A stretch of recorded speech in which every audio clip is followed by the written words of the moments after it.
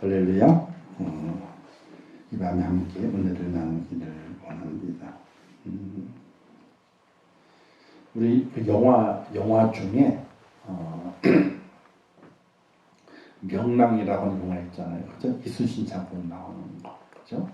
그 명랑 대첩을 다 끝낸 다음에 왜군들이 물러가고 이제 조선의 해군들이 이제 다시 자기 본진으로 돌아오는 과정 가운데 휴식을 취합니다.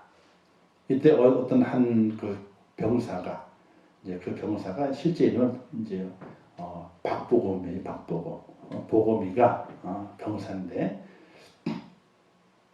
아마도 이순신 장군을 곁에서 보자 하는 아마 이제 무기를 드는 자, 보통 그런 것 같아요. 무기를 드는 자. 그가 이제 요만한 보자기에다가 토란을 삶은 토란을 가지고 와가지고 이순신 장군에게 드시라고 내놓습니다. 웃으면서 이거 토란이냐, 드십시오. 하나를 집어가지고 토란 입에 집어넣어요. 그리고 이순신 장군이 이런 말을 합니다. 실제로 그 말을 했는지 모르겠지만은 그 영화상에서 이렇게 말합니다. 먹을 수 있으니 좋구나. 먹을 수 있으니 좋구나. 이 말을. 오늘 그 말이 그냥 너무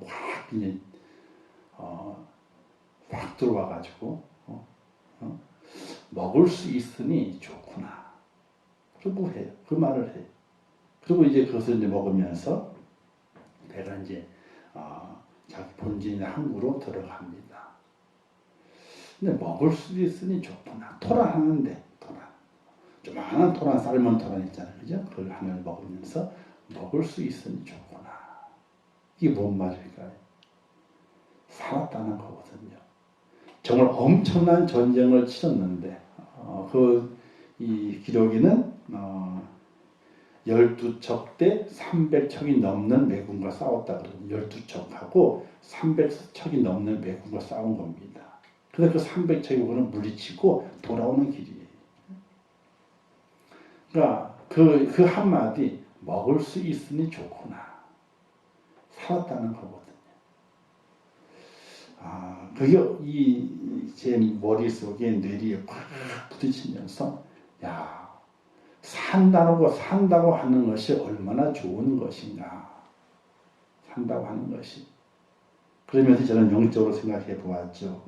이 땅을 살아가게 될 우리가 정말 12척의 배와 300척이 넘는 왜구와 싸우듯이 사탄과 우리가 싸우고 있는데 그 싸움에서 승리하지 못하면 다 죽는 거잖아요. 그러나 승리하게 되면은 먹을 수 있으니 좋구나. 이제 살았다. 우리가 마지막 때에 내 영혼이 살림받아서 하나님의 손에 붙잡힌 바 되고 천국을 향해서 천국문을 활짝 열고 들어갈 수 있는 살아있는 자가 되는 것이 얼마나 중요하고 얼마나 값진 일인가. 겨우 토란 그 한 조각을 조그만한 입에 넣으면서 먹을 수 있으니 좋구나. 저는 그 대사를 보면서 우리가 이 땅에서 수많은 대적과 싸우는데 과연 내가 천국의 생명의 떡을 먹을 수 있는 자의 자격을 갖추고 우리가 주님 앞에 설 수 있을 것인가, 이런 생각을 해보게 돼요. 이순신의 그 말 한마디는 여러 가지가 포함되어 있죠. 살았다. 그런 의미도 있고, 살기 위해서 잘 싸웠다. 잘 싸웠기 때문에 살아있는 것이 아니냐. 승리했기 때문에 살아있는 것이 아니냐. 이런 의미도 그 속에 포함되어 있는 것 같아요. 오늘 우리가 이 땅에 살아가게 될 때에 삶의 의미는 참 중요합니다. 그러나 정말 내가 살아있다라고 고백할 수 있는 믿음의 사람이 될 때에 그 생명이 참 고귀하고 또 하나님의 은혜와 은총으로 천국에 들어갈 수 있는 생명이 된다면 얼마나 더 값진 생명이 될 것인가, 이걸 생각을 해보게 됩니다. 세상의 싸움에 지지 마시고 먹을 수 있으니 좋구나. 천국의 그 생명의 떡을 먹을 수 있으니 다른 아무것도 필요가 없고 그걸 먹을 수 있다고 하는 것이 가장 큰 축복이라고 하는 그런 믿음의 고백으로 저와 여러분이 살아갔으면 좋겠다 하는 그런 마음이 들더라고요. 거기 유명한 대사가 얼마나 많이 있어요. 근데 그 대사 중에서 그게 기억이 나요. 먹을 수 있으니 좋구나. 뭐 다른 대사가 기억이 안 나요. 그냥 먹을 수 있으니 좋구나. 맨 마지막 장면, 거의 맨 마지막 장면에 그 대사가 나와요. 우리가 살아가면서 여러 가지 많은 일들을 만납니다. 사단과 사단의 대적의 무리와 싸워야 되는 세상이 있죠. 그 속에 우리가 살아남으려면 열심히 싸워야 돼. 믿음을 가지고 열심히 싸워야 돼요. 열심히 싸우지 못하게 되면 질 수밖에 없습니다. 그리고 하나님과 내와 맺은 그 언약, 그 약속을 잘 지켜 이행할 수 있는 그런 믿음의 사람이 되게 될 그때에 나중에 천국의 떡을 먹을 수 있어서 참 좋다. 이런 의미 있는 고백을 할 수 있는 하나님의 사람이 될 수 있다는 것을 꼭 기억하시면서 늘 은혜의 순간들을 마음에 새기며 살아갈 수 있기를 부탁을 드리겠습니다. 자, 오늘 야이로의 딸에 대해서 함께 말씀을 나눕니다. 이 내용은 사실 원래가 좀 길죠. 예수님께서 회당장 야이로의 부탁을 들었을 이후에 중간에 혈혈증하는 여인을 만나는 과정이 삽입되어 있어요. 그래서 두 사건이 연결되어 있는 겁니다. 야이로 회당장의 부탁, 그리고 가시는 과정 가운데서 혈혈증하는 여인을 만나게 되고, 또 그 일이 전개가 된 이후에, 그리고 다시 또 사건이 연결되어 전개되면서 더 급박하게 사건이 이루어져 가게 되는 그런 모습을 성경에서 보게 됩니다. 먼저 우리가 회당장이 무엇인가를 좀 살펴보게 되면, 회당장은 유대인들의 예배나 교육, 집회의 장소로 사용되었던 회당의 최고 책임자였습니다. 이 회당은 지금도 회당이 존재합니다. 성전 제사 제도는 지금 없어 유대인들에게서는요, 끊어졌습니다. 그런데 회당에서 하나님의 말씀을 교육하고 율법책을 풀어서 강론하는 그 강론은 지금도 행해지고 있습니다. 우리 기독교인들이 가는 곳마다 교회를 세우듯이 유대인들은요, 가는 곳마다 자기 집을 먼저 세우질 않습니다. 가장 먼저 회당을 먼저 세우고, 그리고 학교를 세우고, 그리고 나서야 이제 자기의 가정의 집을 세웁니다. 이와 같이 회당은 유대인들이 아주 훌륭한 하나님을 경배하는 성전이기도 하고 하나님의 말씀을 배우는 교육기관이기도 합니다. 그래서 이 회당이 참 중요한데, 이 회당이 언제 생겼느냐? 바벨론 포로 시대 때에 생겼습니다. 이스라엘 백성이 바벨론 포로 잡혀갔을 때에 성전을 바로 가면서 제사 드려야 되는데 제사 드릴 수가 없는 거거든요. 그래서 그들이 하나님의 말씀을 가지고 왜 우리가 이스라엘 예루살렘을 떠나서 바벨론의 포로로 잡혀왔을까? 하나님이 정말 안 계신가? 이런 여러 가지 많은 의구심 속에서 하나님의 말씀을 공부하다 보게 되니까 하나님이 안 계신 것이 아니라 하나님은 살아계시다. 그럼 왜 우리가 하나님의 백성, 왜 우리가 하나님의 적군의 나라에 붙잡혀 오게 되었는가 하는 것을 연구하다 보게 되니까 하나님의 말씀을 어겼구나 우리가. 그럼 왜 하나님의 말씀을 어겼던가? 하나님의 말씀을 우리가 덮어두기만 했지 펼쳐서 읽고 그것을 강론하지 않았다는 거예요. 배우지 않았다는 겁니다. 그래서 바벨론 시대 때에 회당을 만들어가지고 다시는 이 바벨론의 포로를 오는 것처럼 이 고난과 이 역경을 우리가 다시는 받지 말자 하는 의도에서 회당을 만들어서 하나님의 말씀을 그때부터 강론하기 시작했어요.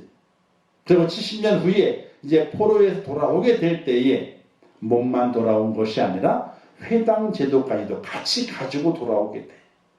그래서 예루살em 성전에서는 제사 제도가 부활이 되고, 그리고 일반 마을에서는 또 다른 지역에서 회당을 세워가지고 그 회당에서 하나님의 말씀을 잊어버리지 않도록, 그러니까 성전 제사 제도와 하나님의 말씀을 읽고 짚고 깨닫는 그 회당 제도가 똑같이 성전에 구실을 하면서 이제 내려왔던 것이 바로 이 회당 제도입니다.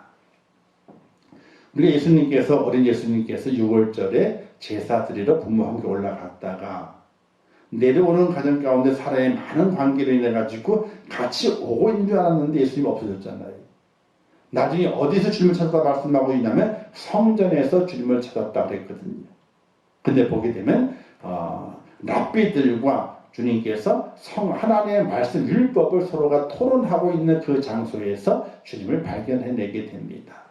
바로 부모와 함께 했던 것은 성전 제사, 6월절 지키기 위한 성전 제사에 갔었고, 예수님은 혼자 회당에 가가지고 다시 거기에서 말씀을 강론하는 것을 함께 했던 것. 그래서 성전에서 예수님을 발견하고 찾아서 왔더라 하는 내용이 있는데, 거기에도 성전 제사와 회당 제도가 같이 존재되고 있는.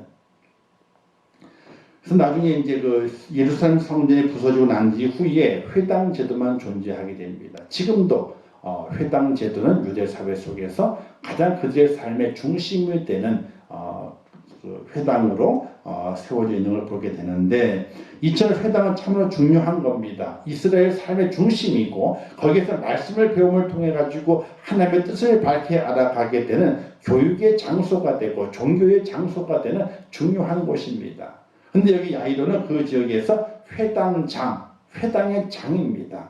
이 회당의 장은 그 회당의 모든 것들을 관리하기도 하고 말씀을 가르치기도 하고, 또 어떤 때는 누구에게 말씀을 증거하라고 강론할 것을, 그러니까 바리새인 중에 한 사람이든지 서기관 중이든지 지목해서 이제 강에 말씀을 강론할 것을 이제 결정하게 되는 그런 권한이 회당장에게 있는 거예요. 그러니까 회당장이라고 하는 것이 신분이 그렇게 만만한 신분은 아니죠. 아주 높은 신분이고 유대 사회 속에서 힘이 있는, 그리고 바리새인이나 서기관들보다도 더 이제 어떻게 보게 되면 능력 있는 그런 위치가 회당장의 위치다, 이렇게 볼 수 있게 되는 것입니다.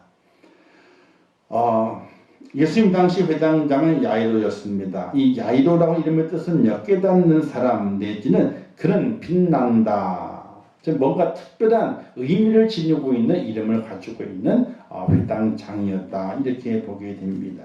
근데 이 회당장에 어린 딸이 있었는데 나이는 12살입니다. 그 12살의 어린 딸이 있는데 그 어린 딸이 아픕니다. 그래서 회당장이 주님께 와서 간청을 하게 되죠. 그 간청의 모습은 이제 22절, 23절 말씀의 앞절에 있습니다. 뭐라고 간청하게 되냐면요, 간구히 구하여 아뢰되 내 어린 딸이 죽게 되었사오니 오셔서 그 위에 손을 얹으시고 그리고 구원을 받아 살게 해달라는 요청을 예수님께 하게 됩니다. 회당장이 예수님께 와서 요청할 수 있는 것은 그렇게 쉬운 일이 아닙니다. 왜냐하면 회당장이 그 자신도 유대 사회의 일원이고 또 유대 사회에서 힘 있는 위치에 있는 자기 때문에 바리새인들이나 서기관들 또는 사두개인들, 이들과 친분관계가 돈독합니다. 왜? 지도자급의 사람들이기 때문에 그들과 친분관계를 잘 유지해 가야 됩니다. 특별히 회당장이기 때문에 더 유대인이고 철저하게 어떻게 보게 되면 바리새인적인, 그러니까 율법에 늘 젖어 있는, 율법에 늘 함께 하고 있는 그런 사람이 바로 이 회당장이라고 말할 수 있게 되는 것입니다. 그런데 예수님 당시 어떤 사람이었느냐? 지도자급이 아닙니다. 근데 예수님께 활동하시게 되면서 바리새인들이나 서기관들은 늘 부닥치게 됩니다. 뭘로 부닥칩니까? 율법으로 부닥치게 되는 거예요. 그래서 예수님과 바리새인은 좀 껄끄러운 사이입니다. 예수님도 그를 만나게 되면 별로 그렇게 좋아하시는 것은 아니었어요. 독사의 자식들아, 회치한 무덤과도 같다, 이렇게 직설적으로 욕을 해댔으니까. 또 바리새인들도 주님을 시험에 넘어뜨리기 위해서 많은 계획을 꾸몄었고 어느 기회를 타서 저를 죽일까 기울여 보는 사람들이었기 때문에 바리새인들의 주님이나 만나게 돼서 서로 껄끄러운 사이였거든요. 회당장은 그 위치가 바리새인 그 지도자들과 함께 교류하는 그런 신분입니다. 근데 그가 주님을 만난다고 하는 것은 그렇게 쉬운 결정이 아닙니다. 우리가 살아가게 될 때에도 누구와 만난다 했을 때에 그 만남이 쉬운 결정이 아닙니다. 근데 이 회당장은 자기의 어린 딸이 이제 죽게 될 지경으로 병이 깊었습니다. 그 딸을 생각하다 보게 되니까 그 딸을 살려야 되겠거든요. 그러니까 바리새인들이나 서기관들이나 그들과의 신분관계, 친분관계 이 모든 것들은 그 회당장을 막는 장애물이 될 수가 없는 겁니다. 그 장애물 다 치워버리고 회당장이 주님께 가서 아뢰게 되죠. 내 어린 딸이 죽게 되었사오니 오셔서 손을 얹으시고 그리고 구원하사 살게 하옵소서 이렇게 부탁을 하게 됩니다. 우리가 하나님께 기도하게 될 때는요 체면 차릴 것이 없어요. 사실은요. 어떤 분들은 기도하게 될 때 체면을 차려요. 그래서 육가원칙으로 아주 찬란하게 미사옥을 사용해 가면서 기도를 해요. 점잖게 기도를 하게 돼요. 그럼 하나님 뭐라고 하신지 아세요? 아직 안 급하구나. 그죠? 안 급하구나. 병원 가면 알잖아요. 병원 가서 응급실 들어갔습니다. 별로 안 급한 사람은요 가만히 기다려요. 그냥요. 급하면요 난리 나지. 간호사고 난리, 의사고 난리, 왜 안 오냐고 뭐 어떻게 할 거냐, 빨리 검사하고 빨리 가지, 막 소리 지른단 말입니다. 그죠? 안 급해. 그러면요 뭐 오든지 말든지 뭐. 급하게 되면은 자기 체면이 없는 거예요. 급하게 되면 체면이 없어요. 이 회당장이 그와 같은 모습이었습니다. 주님 앞에 나와서 요청하게 될 때 그 회당장의 그 신분을 버립니다. 왜? 어린 딸의 생명이 귀하기 때문에. 어린 땅이 위급해서 지금 곧 잘못하게 죽는 지경에 이르렀기 때문에 자기의 체면과 신분과 모든 걸 다 벗어버리고 회당장의 체면까지 다 벗어버리고 주님께 간청을 했다는 것입니다. 이 기도는 이와 같은 기도가 돼야지 하나님의 응답이 있다. 이거 우리가 잘 기억하셔야 돼요. 옛날에 기도하시는 분들을 보게 되면요 눈물 콧물 다 흘려 범벅해서 기도를 하셔요. 머리가 다 흥건해질 정도로 그냥 티 받고 기도를 하셔요. 간절했기 때문에 그럴 수 있습니다. 간절했기 때문에. 바로 회당장의 이 간청의 그 모습은 간절한 주님을 향한 기도의 모습이었다. 오늘 우리들에게도 그와 같은 간절한 기도의 모습이 필요하다는 겁니다. 자, 그런데 이렇게 간청을 해서 주님께서 이 야이로의 집으로 가고 있는 중에 누굴 만났냐면은 혈중하는 여인이 주님의 옷에 가만히 손을 대요. 그 병이 낫네요. 능력이 나가서.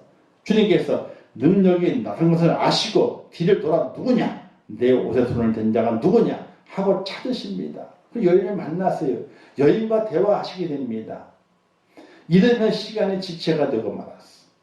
그 시간이 아마도 많이 지체는 되지 않았을지라도 그러나 거기에 말씀하시고 있는 중이었거든요. 자, 시간이 지체가 되었을 때에 들려올 소식이 있습니다. 회당장의 집에서 사람이 왔습니다. 뭐라고 말하게 되냐면은 이렇게 말하죠. 당신의 딸이 죽었나이다.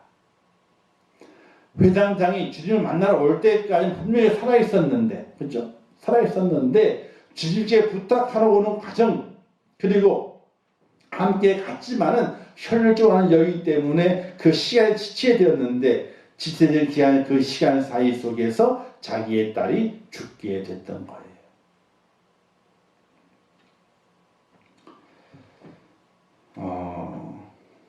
어떻게 보게 되면 이 회당장이 믿음이 없었다면은, 회당장이 예의 바른 사람이 아니었다라면은 주님의 멱살을 잡을 수도 있어요. 왜? 내가 부탁을 했는데 왜 가는 중에 왜 딴 사람에게 능력을 베풀고 딴 사람을 살려주고 딴 사람과 이야기하고 시간을 지체했느냐라고 멱살을 잡을 수도 있어요. 또 아니면은 그 혈중 아는 연을 찾아서 너 때문에 내 딸이 죽었다라고 불평과 불만할 수도 있어요. 왜? 주님을 먼저 초청하는 자기거든요. 또 자기의 초청에 의해서 먼저 자기 집 출발했는데 중간에 일이 생겨버린 거예요. 회당장이 예의가 없는 사람이었더라면은 아마도 주님 앞에 뭔가 이게 상스러운 행동을 하지 않았겠는가, 이런 생각을 해보게 돼요. 우리 그렇잖아요. 급한 일이 있어가지고 줄을 서고 있는데 누구 한 사람이 새치기를 했어. 새치했는데 그런가 보다 참으려고 그랬거든요. 근데 내 앞에서 딱 끊어졌어, 순서가. 한 사람이 새치기를 했는데 그 사람 봐줬어. 근데 내 앞에서 순서 딱 끝냈다니까요. 그리고 가래 그냥. 하루 종일 줄을 섰는데 한 사람 새치기를 딱 했단 말이에요. 그걸 봐줬는데 내 앞에 순서 딱 끝나서 가래 집으로. 그럼 어떻게 하겠습니까? 당장 관계자의 멱살을 딱 잡을 거예요. 당신 뭐 하는 사람이냐고. 새치기 한 사람을 크게 놔두고 말해 뭐 하는 사람이냐고 말이지. 아마 멱살 잡을 거예요. 아니면 새치기하는 사람이 바로 앞에 있다면 당신 새치기하는 바람에 내 순서를 놓쳤다고 말이지. 우리는 충분히 그러고 남아요. 그냥 조용히 갈 사람들이 아니에요. 우리는. 자, 당신의 딸이 죽었나이다, 이렇게 회당장에게 이야기하게 됐죠. 혈혈증하는 여인을 치유하는 기적을 베풀고 무리와 함께 멈추어 서서 지체하는 사이에 자기의 딸이 죽습니다. 그러자 그 옆에도 한 사람이 말하기 이렇게 말합니다. 이제 당신의 딸이 죽었으니 선생님을 더 이상 괴롭게 하지 마라. 당신의 딸이 죽었으니까 선생 예수님을 당신의 집으로 모셔 들어가려고 그렇게 하지 마라. 그건 괴로운 일이다. 이렇게 사람들이 이야기를 하게 됐던 것입니다. 그 말을 가만히 듣고 있던 예수님께서 모든 상황 아셨잖아요. 그죠? 회당장 야이로가 자기의 신에게 부탁을 했고 그 부탁을 듣고 그 집으로 가는 와중에 혈증하는 여인이 자기 옷자락을 만나서 병이 나았고 그 나는 그 능력이 나은 것을 가지고 교훈을 함께 말씀을 나누었는데 말씀을 다 마치기도 전에 야이로의 딸이 죽었다는 소식을 들었고 그 소식을 들은 회당장이 기운이 빠져서 더 이상 예수님을 모시고 집으로 갈 생각조차 하지 못할 지경에 이르렀을 때에 예수님께서 그 상황을 다 아시게 되는 거예요. 우리가 살아가게 될 때에 이런 믿음이 참 중요한 것 같아요. 하나님이 우리의 모든 것을 다 아신다. 이게 참 중요한 것 같아요. 사람은 알아주질 않아요. 왜? 눈으로 보여지지 않으니까. 자, 눈에 보여지는 게 있지만 그 뒤에 보이지 않는 부분은요, 사람이 볼 수가 없어요. 사람이 볼 수가 없어요. 그래서 사기꾼들 있잖아요. 다 그런 건 아니지만은 옷을 잘 입는데요. 옷을. 어떤 옷으로? 거의 명품으로. 또 사기꾼들은요, 좋은 차를 끌고 다니는데. 또 사기꾼들은요, 예의가 바르대. 자기의 죄가 드러나기 전까지는 예의가 바른 거예요. 이해되세요? 요 세 가지가 사기꾼의 특징이래요. 근데 요 세 가지로 인해서 사람들이 마음이 혹 그에게 빠져가지고 그가 전혀 사기꾼인지를 눈치를 못 챈다는 거예요. 사람이 예의가 발로. 아이고, 예의가 바르면 얼마나 사람이 된대. 이야, 전 사람 됨됨이가 참 좋다. 그러잖아요. 근데 아이고, 옷도 잘 입어. 차리고. 그리고 또 사는 것도 좋은 차를 타고 다니면 사람은 잘 살아. 저 사람은 어떤 사람? 믿을 만한 사람. 그냥 그 거칠애를 보고 나서 믿을 만한 사람이라고 그 마음에 도장을 꽉 찍어버려요. 그 다음부터는 돈을 살살살살. 저는 얼마간 이게 돈을 빌렸다. 그 사람 이해가 되는데, 수십억, 수백억을 빌려준 사람은 이해가 안 돼서 줘요. 계속 돈을 빌려달라 그러게 되는데, 그걸 계속 빌려줘. 이런 핑계, 저런 핑계 되는데도 그 핑계에 따라 돈을 빌려줘. 도저히 이해가 안 돼요. 근데, 형사들이 얘기하기를 이해가 된대. 왜? 홀리면. 거기에 홀리면. 예의 바른 말과 그 행동에 홀리고, 그 모습에 홀리고, 그가 누리고 있는 곳에 홀리게 되면은 다 준대. 다 준대. 근데 나중에 이게 뻥 터졌을 때에 예의는 온데간데가 없답니다. 예의는. 그리고 옷과 가지는 모든 것들은 자기 것이 아니라 다 빌린 거예요. 남의 돈 가지고 다 빌려 쓰고 있는 거예요. 자기 것은 아무것도 없어.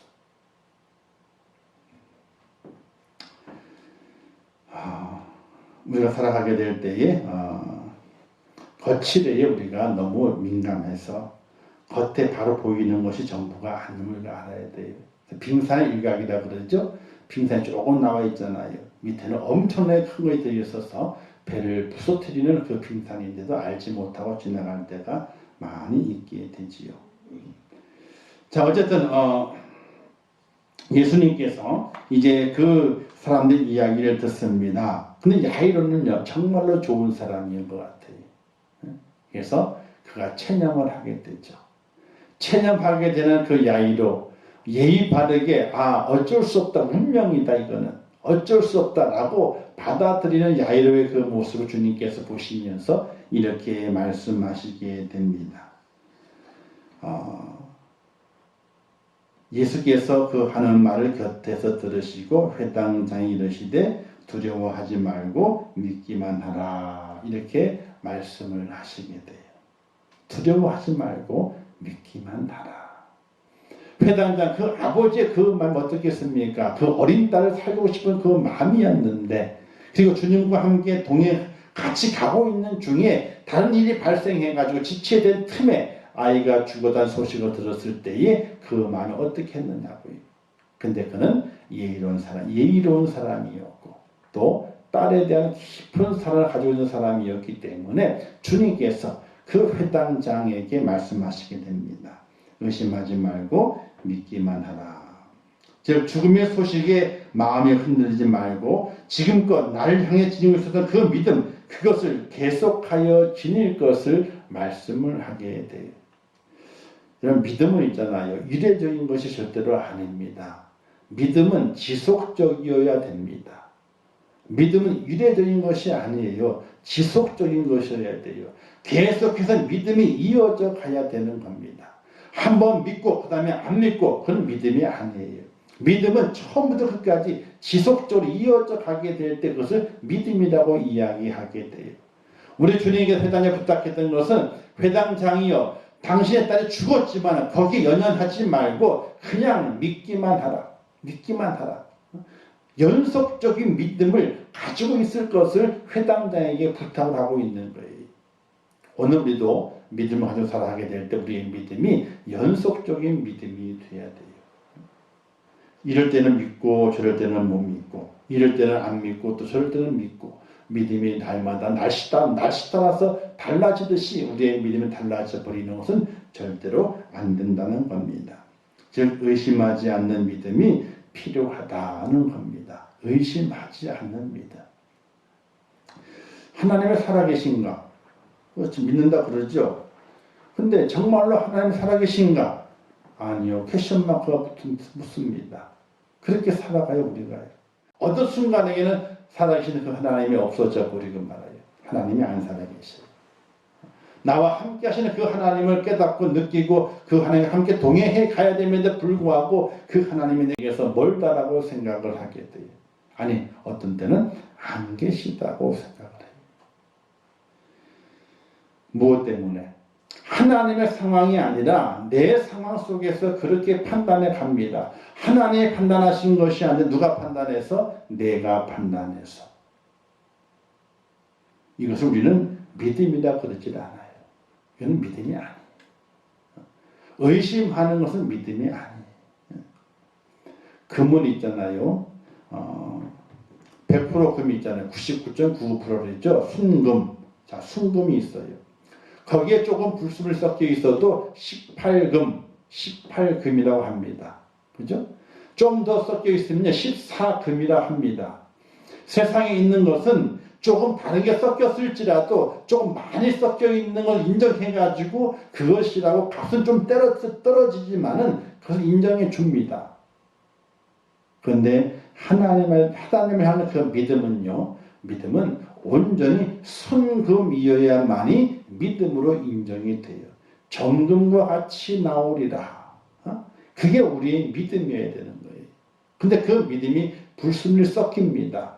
조금 섞여가지고 18금처럼 또 좀 더 섞여서 14금처럼 아니 더 많이 섞여서 도금. 겉은 금으로 싹 도금을 했어. 금이. 근데 속은 금이 아니야. 다른 게 있는 거예요. 다른 거에다 금을 입혔어. 그냥 이렇게 살짝 입혔어요. 도금했어요. 그래서 금목걸이라 그래. 실질적으로는요. 금이 아니죠.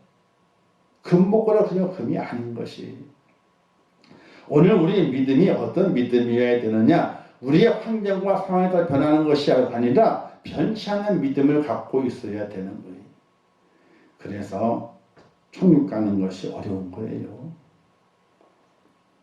힘든 거예요. 좁은 길이기도 하고 또 좁은 분이기도 해요. 그래서 우리의 능력으로는 못 가요. 우리가 믿음을 지키고 나 믿음을 살 거야 이러기 때문에 천국 가는 건 절대로 아니에요. 우리의 믿음이 무슨 정금과도 같은 믿음일까요? 천만의 말씀. 불순물이 얼마나 많이 섞여 있는데. 하나님께서 나를 믿음으로 인도하시지 않으면은 우리가 천국에 갈 사람이 아무도 없어요. 스스로 믿어서 천국 갈 자가 아무도 없어요.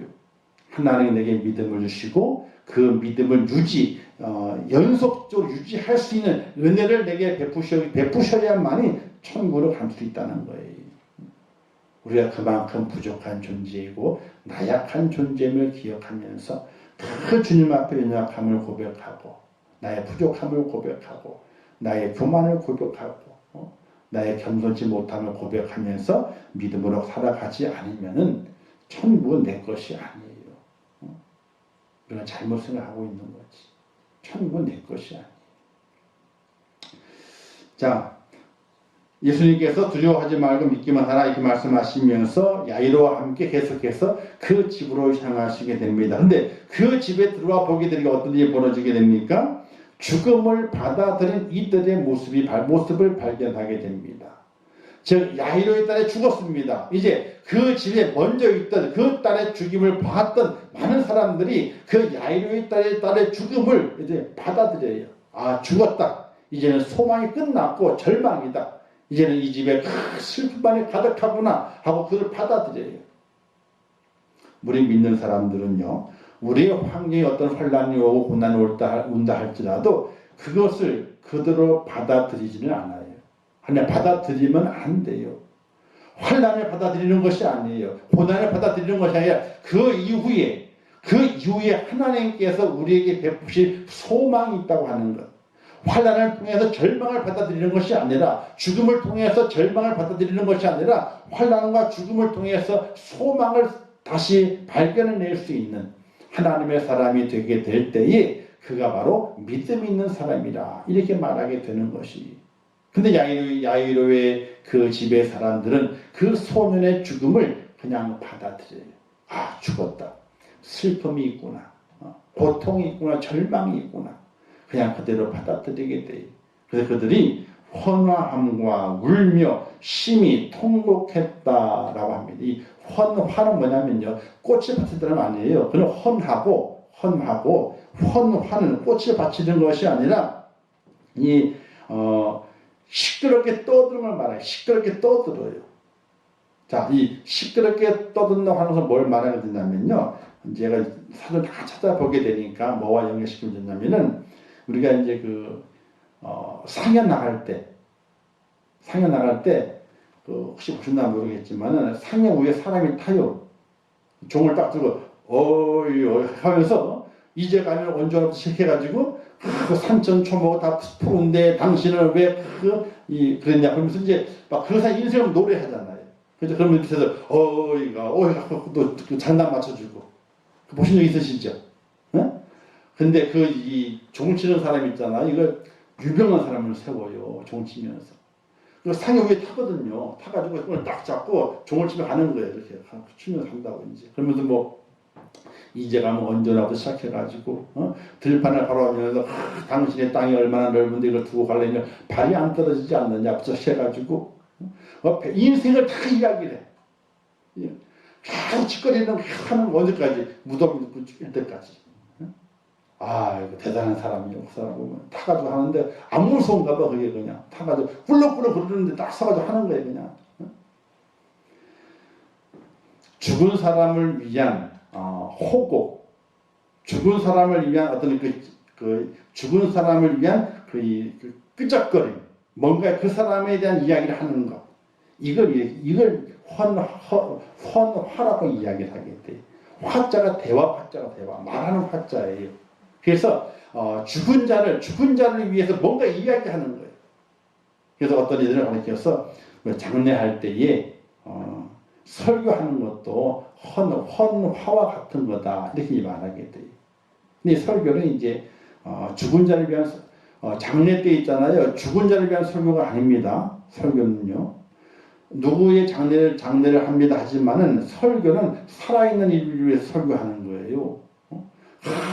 돌아가신 분이 뭔 일을 하고 그분이 어떠고 그분의 이야기를 하는 게 아니라니까요. 근데 우리가 잘못해가지고 이 돌아가신 분을 이게 설교 중에 높이 세워가지고 돌아가신 분의 위대하고 뭐 이런 이야기를 너무 많이 해가지고 어떻게 돼? 설교를 잘못하는 경우가 많이 있어요. 그분의 양력을 소개할 필요는 있죠. 업적을 소개할 필요는 있어요. 근데 그걸 얘기하는 것이 아니라 그렇게 살다가 하나님이 불러가셨습니다. 그러니 이제 남아있는 유족들도 그 믿음의 유지를 받들어서 그렇게 사셔야 됩니다. 못다 하신 일들을 더 많이 감당해야 됩니다. 또 성도들에게도 자, 이분 모셨죠. 그러면서 성도들 이와 같이 살아야 됩니다. 또 믿음을 더 잘 살아야 됩니다. 하고 권면하는 것이 설교의 내용인데 잘못하게 되면 죽은 자 이야기만 하려 그냥 계속 하다 끝나는 거예요. 이게 잘못된 설교거든요. 근데 헌화라고 하는 것이 죽은 자에 대한 이야기를 계속 끄집어내는 거예요. 보세요. 12살에 죽었으니까 얼마나 안타까워요. 그죠? 안타까우니까 그 안타까운 이야기를 막 끄집어내는 거 사람들이 그냥 확착 찍어서 끄집어내는 거예요. 이것을 헌화한다라고 이야기를 하게 돼. 시끄럽게 끄집어내는 거. 자, 죽음을 받아들입니다. 저 절망이 있죠. 그걸 말로 뱉어냅니다. 더욱더 절망이 심하고 더욱더 울음이 커지게 됩니다. 심히 통곡할 지경이 됐습니다. 죽음을 받아들인 이들에게는요, 이와 같은 일이 벌어지게 되는 거예요. 시끄럽습니다. 죽음을 말하면서 거기에 불평과 불만을 이야기하게 되고 애달픔을 이야기하게 되고 절망을 이야기하게 되고 그 절망이 이제 곡이 돼서 이제 눈물을 쏟아내게 되는 그런 현장의 모습을 주님께서 발견해내시게 됩니다. 사랑하는 성도 여러분, 오늘 우리의 삶 속에서는 환난이 오죠. 고난이 옵니다. 자, 코로나 통해 가지고 이런 많은 또 이런 위협들이 옵니다. 근데 그 속에서 절망을 노래하는 것이 아니라 그 속에서 소망을 찾아갈 수 있는 은혜가 필요한 것이. 근데 시간이 오래돼 갈수록 기독교와 교회 성도들 안에서도 절망을 노래합니다. 희망을 노래하는 것이 아니라 절망을 노래해요. 노래한다는 것은 슬픔이죠. 절망에 빠지는 겁니다. 참 주의해야 할 모습들이죠. 우리는 절망에 빠질 믿음의 사람이 아니라 환난과 고통 속에서 소망을 노래하고 다시 일어서는 하나님의 축복자가 되어야 하는 것인데 그렇지 못한 부분들이 너무나 많이 일어나게 됩니다. 자, 예수님께서 이제 반전시키시게 되죠. 어찌하여 환호하면서 우느냐. 자, 아이고 이 어린 딸이 12살 죽었으니 얼마나 억울할까. 더 살아야 되는데 얼마나 억울할까. 부모의 마음 얼마나 아플까. 뭐 이런 얘기죠. 그죠? 그 당시 만 12살이면은 이 유대 사회 속에서 풍습에서 시집을 갈 정도의 나이로 인정한다는 거예요. 만 12살이면 일찍 결혼하게 되는 거죠. 그죠? 그러니까 또 뭐라 그래? 시집도 못 가고 죽었다고 해가지고 그죠? 별 얘기를 그 억울한 이야기 일찍 죽으니까 억울하잖아요. 그 억울한 이야기를 막 품어내고 있는 그 자리에 주님께서 왜 그렇게 환호하면서 우느냐. 그렇게 하지 마라. 이 아이가 죽은 것이 아니다. 잔다 라고 말하게 돼요. 생명과 부활의 주인 예수님께서 인간의 죽음을 바라보시게 될 때 그것은 영원한 허무나 절망이 아니라 잠깐의 잠에 불과한 상태인 것을 말하게 되는 것이. 오늘 우리 그리스도인들이 우리 성경에 보고 있잖아요. 너희가 죽음에 대해서 그렇게 슬퍼할 것이 아니다. 슬퍼할 것이 아니다. 왜? 잠깐 자는 거다. 자는 거다. 천군천사의 나팔의 소리, 사람의 소리가 아니라 천군천사의 나팔의 소리 울려 퍼지게 될 때 그때 다 깨어나리라. 그래서 산 자가 죽은 자보다 앞서지 못한다. 누가 앞서는 거예요? 먼저 죽은 자들이 먼저 앞서는 거예요. 먼저 우리 앞서갔던 이들이 먼저 앞서가고 그 다음에 살아있는 자들이 그 뒤를 따라간다는 거예요. 그러니까 죽은 것은 죽은 것이 아니다. 천군천사의 나팔에서 울려 퍼지게 될 때 다시 그 잠에 깨어나게 될 것인데 살아있는 자보다도 그들이 먼저 앞서가게 될 것이라고 하는 사실이. 우리가 믿음을 가지고 산다고 하는 것이 죽음 앞에서 우리의 이 반응에 의해서 그 믿음이 어떤 믿음인가를 우리가 발견할 수 있게 돼요. 그렇다고 누가 돌아가셨는데 슬퍼하지 말라는 건 아닙니다. 슬퍼하는 이유는 다른 것에 있는 것이 한 두 가지 의미가 있습니다. 첫 번째는 정말 그분이 믿음으로 살았던가 그걸 바라보면서 믿음으로 살지 못하였다면 그것이 슬픈 거예요. 그 두 번째는 이제 뭐가 슬픈 거예요? 다시 그분에게 기회가 없음을 슬퍼하는 겁니다. 이분의 기회가 없다. 어떤 기회? 믿음을 회복할 기회. 하나님께 충성할 기회, 칭찬받을 기회가 없음에 슬퍼하는 거예요. 그것 때문에. 그냥 그렇지 않은 분들은 왜 기뻐해야 되느냐? 하나님께 받을 상이 많기 때문에. 더 그가 수고하지 않아도 하나님께 상 받을 거 다 찾기 때문에 이분은 하나님께 기쁨이 되고 영광이 될 뿐이다 하고 기뻐하는 거예요. 슬퍼하는 이유가 다시 못 만나는데 그게 아니라니까요. 다시 못 만나는 게 다시 만난다니까 이게. 다시 못 만나는 게 아니라 다시 만나요. 근데 왜 슬퍼하느냐? 그분의 믿음이 없을 때 슬퍼하는 거예요. 그분이 또 믿음이 있지만은 충성하지 못했잖아요. 충성할 기회를 잃어버렸으니까 슬퍼하는 거예요. 저도 목사이기 전에 한 개인으로서는요, 성도의 삶을 살아갑니다. 목사이기 전에 성도로 살아가는 거예요. 그럼 성도로서 어떻게 살 것인가? 여한이 없도록 충성하고 살아가야 되겠다 하는 그런 마음을 가져요. 여한이 없도록. 지금 내 생이 끊어진다 할지라도 내가 여한이 없어 그래도 내 삶 속에 주어진 환경 속에 정말로 최선을 다했어. 내 몸이 힘들고 아파가 부서질 정도로 마비가 될 정도로 충성하고 살았어 하는 그 나만의 후회함이 없게 하기 위해서 성도의 모습을 찾아가요. 성도의 모습을. 오늘 우리가 살아가게 될 때에 환난과 고통이 절망을 만들어내는 것이 아니라 환난과 고통이 소망을 만들어낼 수 있는 그런 믿음의 축복자가 되어야 되는데 바로 우리 주님 말씀하시는 거예요. 너희가 왜 오느냐? 죽는 것이 아니다. 잔다. 우리가 이 땅에 살아가 죽는 것이 아니에요. 주님이 깨우시는 날이 있습니다. 그 깨우시는 날에 주님의 뒤를 쫓아가야지 다른 뒤를 쫓아가가지고 큰일 나는 거거든요. 자, 그럴 때 비웃음의 사람들이, 주변 사람들이 본질적으로 무지한 자신들의 실상을 파악하지 못하고 오히려 예수의 무지를 비웃었습니다. 죽었는데 왜 잔다 그러냐고 했죠. 본인 숨을 안 쉬는데 죽었는데 뭘 자느냐. 잠은 숨을 쉬어야지. 이렇게 비난합니다. 당연한 것이죠. 당연하게 비난합니다. 이 일생 사람들 지금 우리에게 이런 비난을 하게 되죠. 우리가 구원을 이야기하게 되죠. 무슨 구원이 있냐? 구원이 있냐? 영생을 이야기하게 되죠. 영생은 어디 있냐? 천국이야. 천국, 지옥 어디 있냐? 우리가 이런 단을 이야기하게 되면 그런 우리를 비웃습니다. 무지하다고 비웃습니다. 그러나 우리 무지한 것은 우리가 아니라 저들임을 깨닫지 못하고 있는 것이죠. 우리 입술 날마다 구원을 이야기하고 영생을 이야기하고 천국을 이야기하고 지옥을 이야기할 수 있는 그런 오늘 우리의 모습이 되어야 됩니다. 왜? 분명히 있기 때문에 그렇습니다. 자, 예수님이 행하시게 되죠. 부모와 지자들과 그리고 주님만의 그 아이가 있는 곳에 들어갑니다.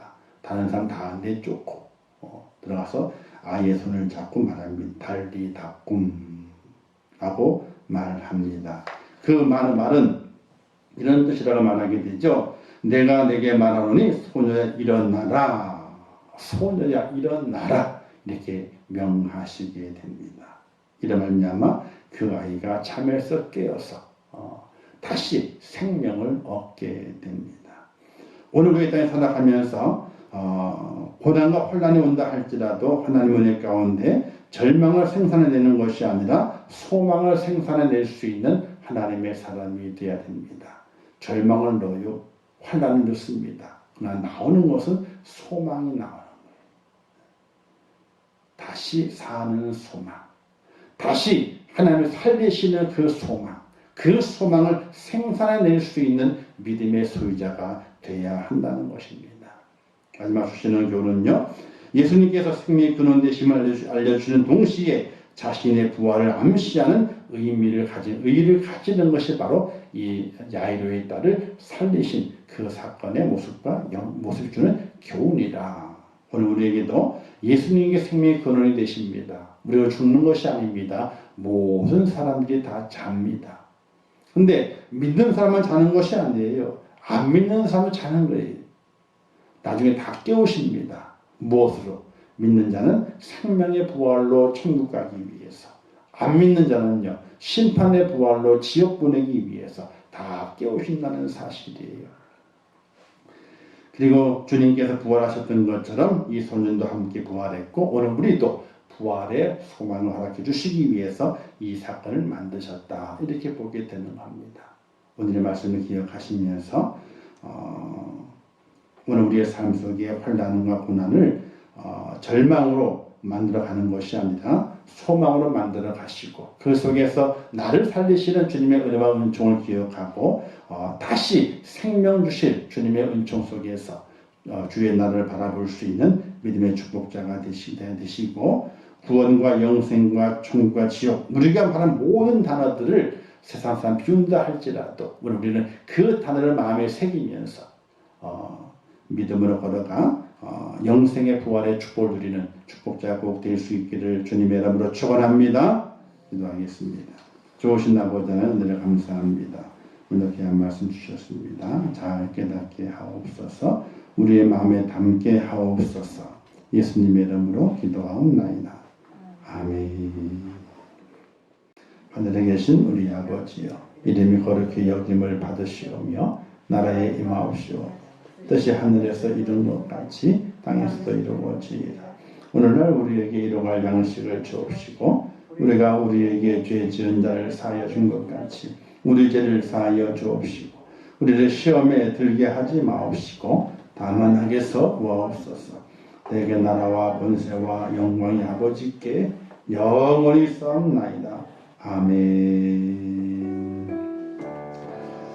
아버지 함께 하시고 주의 사랑을 통해 축복하시고 인도해 주시기 원합니다. 아버지 믿음 안에 죄를 세워주시옵소서. 주의 사랑을 세워주시옵소서. 주님 온전히 바라보게 하시고 이 마지막 때 아버지 하나님의 혼란이